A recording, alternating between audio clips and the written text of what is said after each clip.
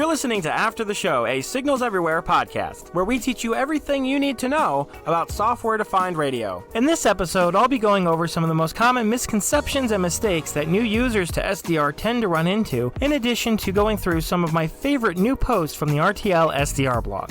I'll be your host, Corrosive. I'm an amateur radio operator with my extra class license and the founder of the Signals Everywhere YouTube channel, where I create tutorials, demonstrations, and reviews of software-defined radio topics and projects. Thank you all for joining me. This is, of course, After the Show, the Signals Everywhere podcast. And today I want to really help you guys out because I know when I got started with software-defined radio, this was when these things were coming in dirt cheap off the Chinese market for $5 or $6 a piece. They weren't stable. They didn't really work all that well. And it's really amazing to see how far this technology has come and that we're still seeing very affordable prices. However, I still see a lot of people who are just getting into software-defined radio, and they're not only having the same problems that I had when I first got started, but they're also having some other problems just because they're new to the hobby or they're new to this arena of radio communications. So I want to try and help you guys out by going through a couple of these issues and how we can resolve them. And we're also going to touch somewhere kind of mixed and mashed in between all this, a couple of posts from the RTLSDR.com blog, just pointing out some really cool and interesting projects that I've seen over the last couple of weeks, and kind of share those with you so that you can get a better idea of all the amazing things that you can do with software-defined radio. So jumping right into the list here, I do want to mention I have a couple of things that my co-host Loki wanted to bring up in this podcast, and unfortunately he wasn't available to record with me today, but he did send over a couple of things that he noticed that have been a major concern for new users coming into the software-defined radio hobby. And so one of the biggest things that he wanted me to bring up, and certainly something I've seen time and time again, is that more gain for your SDR is not necessarily better. I can't tell you how many times I've seen people, they'll take SDR sharp, for example, and they'll ram that gain setting all the way up, just trying to increase it as much as they can, thinking they're going to pull in more signals. And what you've probably seen when you go to do that is that your waterfall turns a bright red or dark red. What you're really doing here is you're overloading the front end of your software-defined radio, and in contrary, you're not pulling in more signal, you're overloading that front end and you're preventing signals from getting in. I can't tell you how many times I've run into this myself when I first got started. I would increase the gain, I would add a couple of low noise amplifiers, and I just couldn't understand why was I not able to receive these signals properly. And that's essentially what's happening is you're shoving so much signal into your SDR radio, it has no idea heads or tails what to make of it. And so you run into this scenario where instead of getting a better signal, you have next to nothing. So to remedy this, what I recommend is you start with your gain slide all the way down. Go ahead and tune to a known frequency that you should be able to receive. Because I live in the United States, I tend to use one of the NOAA frequencies. So out here, my VHF NOAA frequency is 162.55. I'll put a link in the show note description here in case you're interested in looking into that further. But once you have a known signal tuned in on your software-defined radio, just slowly turn that gain up until you see that your noise floor is changing. Essentially what you'll have is the baseline of your waterfall and then the peak or the signal that you're tuned to above that. And you want to increase your gain just until you see the noise floor rise with that peak or rise up into that peak. Because once that noise floor begins to rise up with the peak of your signal, you're no longer increasing the signal input from that frequency, you're just increasing the noise of everything around it. So if you go just below that level, that should be just where you need to be, and it'll really, really help you bring in those signals that you otherwise weren't able to see because you were overdriving the receive input on your software-defined radio. Now, while we're on the topic of gain on your SDR, something else I want to bring up that I see a lot of new users doing is incorrectly setting their sample rate. And so the sample rate is essentially how much bandwidth that you are pulling in at one time. Now, with these modern software-defined radios, it's really cool, especially for the mid and high tier, that you can pull in 10 megahertz of bandwidth at once or 30 megahertz of bandwidth. But the thing that you have to realize is if you're only looking for a signal that's, say, 12.5 kilohertz wide, and you're looking at a 10 megahertz wide swath of spectrum, that little 12.5 kilohertz signal is going to look so minute that you might not even notice it. Or if you do see it, it might look like a DC spike or any number of other interfering signals, and it just makes it very difficult to find what you're looking for. Typically what I do is if I'm not sure exactly what I'm trying to find, I might use a wider swath of bandwidth, but typically I like to use about 1.4 megasamples per second, or 1.4 megahertz of bandwidth roughly. I like to stick in that low range, and there's a few reasons for this. First of all, if you're using that lower range, you don't have to worry about, say, a signal that is interfering maybe a little bit higher, overloading the front end quite as much. That signal might still be present, but it's not into your waterfall, so to speak. So I do tend to have that at a lower sampling rate, because it just helps me pull those signals in and makes them much easier to see. This way you can zoom in that waterfall, and now that 12.5 kilohertz signal is taking up a quarter of your waterfall, or an eighth of the waterfall. And it just makes it so much easier to see, to the extent that not only can you tell there's a signal there, but you'll soon find that you're able to pick out the different modulation types just by looking at it. You'll see that a FM signal and an AM signal look vastly different on an SDR's waterfall from one another. Likewise, you'll see a digital signal is going to look very different. And as long as you're able to look at this closely enough, without too many other things in your way on that waterfall, it becomes inherently easy to tell the difference between all of these different signals and to spot something you may otherwise have missed. Now, another point that my co-host wanted to bring up on today's show is the fact that you see all of these software-defined radios available on eBay, and it's such a great point to make because I've run into this myself. If you look around for SDRs on eBay, especially the RTLSDR as it's called, a lot of people don't necessarily realize the term RTLSDR was coined out of the fact that these SDRs on the lower end of the price spectrum here are based on a Realtek RTL 2832U chipset. And so they were termed the RTLSDR. But that doesn't mean that every RTL is made the same. If I had to choose, one of my favorite and most recommended is the RTLSDR V3 from the RTL-SDR.com blog run by Carl Laufer. He's put a whole lot of work into these. They are very, very high quality and well built, and you're not going to have any problems with them. What I tend to see with the SDRs on eBay is a lot of them are the original DVB-T tuners that were using that hack driver when all of this started, with inexpensive software-defined radio. So they don't have a temperature-controlled oscillator like the RTL V3 or the new ELIC software-defined radios. They don't have proper cooling. So what you're going to run into is you'll see that your signals will drift. You might think you're tuned to 155.55 megahertz, but within 10 minutes, maybe you're tuned to 160 megahertz, or maybe you're at 157 megahertz. The oscillator will drift with the change in temperature, and with a TCXO, or a temperature-controlled oscillator that you'll find in the more high-end RTL-SDRs, such as the one provided on the RTL-SDR blog, is that these do not drift with a change in temperature. And in addition to that, with the better cooling and the cooling pads that they place inside of the housings for these SDRs, you'll find that they are so much more stable. For example, I love to play around with Inmarsat and Iridium and other satellite bands and modes. Well, Inmarsat and Iridium happen to be within the L band, so these are at about 1.5 gigahertz in frequency, and while the RTL-SDR's chipsets are able to handle this, what you'll find is if you don't have that temperature-controlled oscillator and you don't have proper cooling to keep the heat away from those chips, you're not going to be able to tune in that band very well at all. It drifts so badly that it is just completely unusable. Another thing I see a lot with these eBay-style SDRs is you'll find places from China that have taken a cheap Chinese tuner for like $5. They've stripped everything off the board, and then they've soldered it directly onto a daughter board that has an up converter for HF, and they try to kind of bring everything in as a single device. But almost everyone I've talked to that have purchased one of those, the solder connections are just terrible. They get the device and it doesn't work. There's a broken solder connection in the USB connector, and you're just not able to use it. And then when you can use it, There's no temperature-controlled oscillator. There's no cooling. There's nothing to keep it from drifting. And what you've really done at that point is you've spent $50 on a $10 piece of gear, and it's going to work like a $10 piece of gear.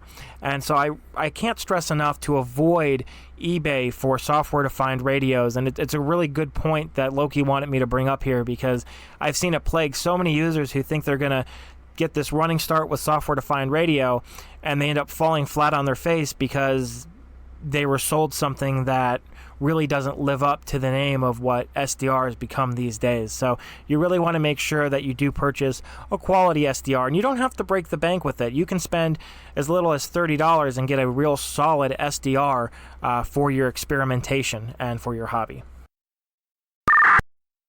Taking a step back for a moment, it is now time to take a quick look at the RTLSDR.com blog and run off a couple of posts here that I thought you guys might find interesting. First one I have for you is a portable RTLSDR-based ADS-B receiver with a display in a 3D printed enclosure.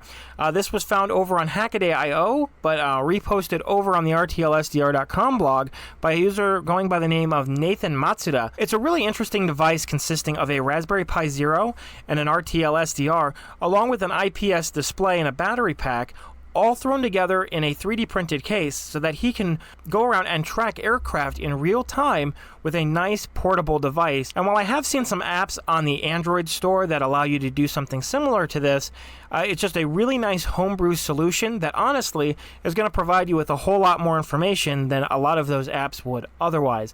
Really cool project, and I'll have a link to that in the show notes here. The next post I have for you guys here is the SDR Play Spectrum Analyzer software, which was recently updated to version 1.0A. This was written by Steve Andrew, who wrote the software as a way to turn his RSP software-defined radio from SDR Play into a spectrum analyzer. If you've ever looked at spectrum analyzers, they are an incredibly expensive piece of equipment. You are easily spending thousands of dollars just to get a spectrum analyzer, at least of modern vintage, and then in a lot of cases, they're digital and require a whole lot of additional licenses to use them to their fullest potential. This software is really nice if you're looking to tune up a duplexer or a cavity filter for, say, a repeater or some other project. And it's just really cool to see, free software like this coming out that allows you to do something with fairly inexpensive hardware that would otherwise cost you several hundred to several $1,000s. So it's really nice to see this. So coming back to some of the problems and misconceptions I see in the software-defined radio community, especially involving new users to the hobby, is that of antennas. And my co-host Loki wanted me to touch on this, and I really couldn't agree more with him. And an antenna is so amazingly important, and it seems like it's almost always an afterthought, especially with software-defined radio. I think a lot of this comes from the fact that people are just really excited to start using their new SDR. I mean, I understand. Almost every SDR that I bought originally came with one of those crappy little magnet mount whip antennas with like a 2-inch little whip on it. And, to get started, if you have absolutely nothing else, sure, you can use that. It'll pull in something. But the fact of the matter is you really have to think about what an antenna is made to do. When you look at your radio, it could be something that cost you $5, or it could be something that cost you $5,000. But if you're not putting anything into that radio, you can't expect good results. And when it comes to an antenna, that's really what it is. It's the conveyor belt of data moving into your radio. And so if you're going to have an antenna, say, on this $5,000 radio that's basically just a paper clip in the wind, versus a $5 software-defined radio that has a proper disc cone or a 2-meter vertical outside of your home, which one do you think is really going to perform better? Of course, the disc cone or the 2-meter vertical, because those antennas are intended to pull in frequencies of certain bands, and they're built specifically to work with the signals that you're looking to work with. So without a shadow of a doubt, your antenna is very easily the most important part of your setup when it comes to software-defined radio, or frankly, radio communications in any shape or form. However, it's not the only factor. You also have to take consideration about how you feed that antenna. Let's say you went ahead and purchased a disc cone antenna and you got it outside, but you run it with RG58 coax. Now, that might work okay for something that is local, a signal that's fairly strong, or just something that's fairly low in frequency. You might get away with that. But start looking up into the microwave bands like ADS-B for aircraft tracking, and you're very quickly going to run into a problem. See, if your antenna is not tuned for the frequency that you're looking to receive, you're going to have some loss there. But you also have to take into consideration the feed line or the cable coax that you feed that antenna with. If you're using RG58 and you're trying to receive ADS-B for aircraft tracking, well, aircraft tracking on ADS-B comes down at 1.09 gigahertz. And at that frequency, you're losing almost all of that signal leaking out of your coaxial feed line. By the time it reaches your SDR, or any receiver you might be using for that matter, you've already lost most of your signal, so you're only going to hear the things that are super close to you. And on that note, we also have to consider the orientation of our antenna for the signals that we're looking to receive. For example, most people who operate at HF are using a horizontally polarized antenna, which means it's horizontal with the earth. But if you were to put up a vertical antenna, sure, you could probably receive some of that, but you're going to end up with a lot of loss, and you're not going to be able to receive those signals well. Likewise, on the side of my house here, I have a horizontally polarized V-dipole antenna that I use for receiving weather satellites over APT, and it works very well for that. However, there's also a 2-meter amateur radio repeater just a few miles up the road. And while I can hear that crystal clear with my 2-meter whip antenna, I can't hear it at all on the horizontally polarized V-dipole antenna. And it's because that polarization mismatch is causing me a lot of additional loss. So by the time it reaches my receiver, the signal's gone. So on a final note that our co-host Loki wanted me to bring up today is just the overwhelmingly large amount of people that are getting into the software-defined radio community without any radio background. And it's really not a negative thing. It's amazing to see how many people are finally able to get into radio because this platform has just become so affordable. It wasn't that long ago, maybe 5 or 6 years, that you needed to spend well over $1,000, sometimes $5,000, to play around with software-defined radio. And we're now at a point that anybody with $20 or $30 in their pocket can hop on the bandwagon and start doing some really cool things. The problem, however, with the community being so new as a whole is that there's a limited amount of information available on the internet that shows you exactly how to do specific tasks in regards to software-defined radio. And so what we tend to see happening is people come in on Twitter and on Reddit, they'll come in on YouTube or in Discord, and we'll see the same questions asked repeatedly. You know, what kind of antenna should I get? What type of feed line should I use for, this particular frequency over here? And my assumption is they're probably trying to do a bit of due diligence and do some of their own research, and they're not getting the answers that they're looking for, so they come into, an online community such as SignalsEverywhere, or they'll pop in on Reddit and see if somebody else knows the answer. And there's nothing necessarily wrong with that. However, I wanted to provide a little bit of information that might make that research a little bit easier for those who are getting into software-defined radio but not really familiar with radio communications otherwise. So when we talk about software-defined radio, we need to ask ourselves, what really is software-defined radio? We know it's basically radio that's moved all the hardware components into software for demodulating. So when you strip everything down to it, really it's still just a radio. And that's how we need to think of things when we're doing our initial research. Let's take ADS-B as an example for aircraft tracking. Let's say you want to put an antenna outside of your house for ADS-B. Well, there's a few things we need to know here. You need to know what kind of antenna you're going to use. And then, of course, that means you also need to know the frequency and the wavelength that you'll be using. So for ADS-B, that's 1.09 gigahertz or 1090 megahertz. So we need to make sure the antenna is properly tuned for that. But we also need to know that our coaxial feed line or our cable is made with the proper impedance of 50 ohms and is capable of carrying that signal the distance we want to take it. And so a great place to look for this kind of information is the amateur radio community. And even with something like ADS-B or ATCS or all these other digital modes, people have been decoding them in the past with traditional physical hardware radio equipment. So there is information out there. when it comes to coaxial feed line, for example, you can go online through Google and you can look up the spec sheets for RG58 and RG59. You can look up spec sheets for LMR 400 and all these different types of coaxial cable, and you can figure out exactly how bad is the signal loss at X frequency over 100 feet of distance or however much. And you can give yourself a very good idea of, okay, if I'm going to have a signal in the microwave range and I need to move that 25 feet in this direction, by researching these specification sheets, find out exactly what you need to use for your feed line. You can figure out the exact wavelength for your antenna, so you know if you're going to build your own antenna, how long does it have to be? How do you terminate it? And there's just so much information out there. When you look to the amateur radio community and the scanner hobbyist community, what you're going to find is just a amazing wealth of information that talks about how to do grounding, how to build an antenna, what type of feed line should you use for a certain frequency. There's a lot of information out there. And of course, if you still can't find it, absolutely get on Reddit, get on Twitter, get into the Discord server, ask us on Signals Everywhere, or ask, a friend or somebody else that you know. There's nothing wrong with that, but I just wanted to kind of give you guys a little bit of information as far as where else you might be able to turn, so that way you can do your own research and really grow your skill level. All right, guys. Well, that's all I have for you on this episode of After the Show, the Signals Everywhere podcast.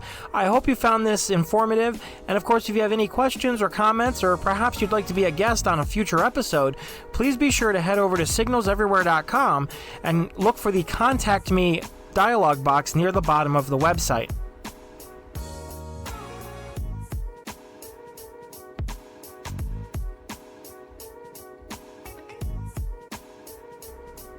Alright, is everyone gone? Oh, you're still here? Well, good. I'm glad I caught you. I wanted to give you an extra special thanks for sticking around to the end of the episode here and kind of waiting it out for me. I knew it took a while for this episode to come out, and a lot of things went kind of crazy and haywire in my real life, and so it took a while to get this kind of out there for you. But we have a lot of exciting things coming up in the very near future. I'm also looking to make the podcast much more concise and streamlined, and we're looking to do this on a much more frequent basis. So hopefully we can start doing one every week. I don't know if we're going to get quite there. Maybe it'll be every other week, but we're going to make this more consistent. And today you got to hear about Loki, the co-host of the show, and I know we haven't actually heard him on the show yet. It's been a big thing, kind of coordinating time and scheduling and everything else.